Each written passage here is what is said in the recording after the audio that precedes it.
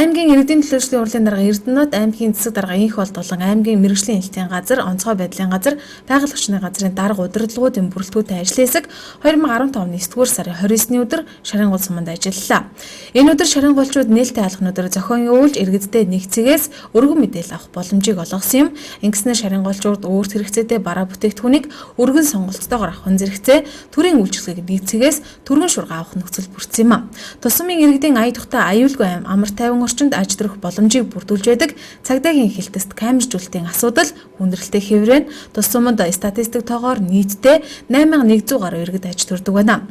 Тэдгээрийн эрүүл аюулгүй орчинд аж төрөхөд нэг шаардлагатай асуудал бол яхаа аргагүй камержуулалт, мөн тус хэлтсийн алба хаагчдын амьдрах орчин нөхцөл байрны асуудлаа гэдгийг цагдаагийн алба хаагчид онцолж байсан юм а.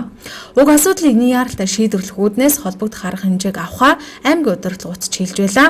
Тус сумын хувьд хүндрэлтэй байгаа бас нэгэн асуудал бол халаалт дулааны асуудал юм а. Халаалт дулаан аваагүй учраас зутруухан байдалтай байгаа талаар сумын удирдлагууд ч танилцуулж байлаа.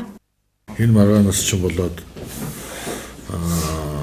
бас сумын иргэд зутрах юм байгаа учраас энэ асуудлаа шийдэж гэдэг хүсэлтийг бол тавьсан байна. Энэ орон нутгийнхаа иргэдийн энэ эрх ашигыг бодоод эхний ээлжинд энэ гацааг арилгаад юугаа өгчмөр байхгүй нүрсний юугаа гэхэд. Тэгээд цаана нь одоо мэдээж хоёулаа нэг төрийн өмчт дулаан шарган голчин төрийн өмчт танах одоо хувьцаат компани байждаг. Энэ хоёрын тууз юугаар шийдэгдээд орон нутгийн оролцоо дэмжлэг юм гарах юм бол тэр нэг өөрширний гацааг бол бид ч гэсэн хамаагүй өөрийн зүгээс яаж оролцсон байна. Гарчих болоо гэж. Энэ төргүүний хүсэл тийм л байна л да. Тэрэн дээр тав хүмүүс бас харгалзаж үзэх боломж байна уу? Сумын дулааны асуудал хүндрэлтэй байна. Одоо болтол дулаанаа авч чадахгүй байгаа. Дулаан Шарын гол төрийн өмч тавьцаат компани Шарын голын уур хата 2013 оноос хойш 2 жил гэрээ байгуулаагүй улмаас өр авлага үүссэн.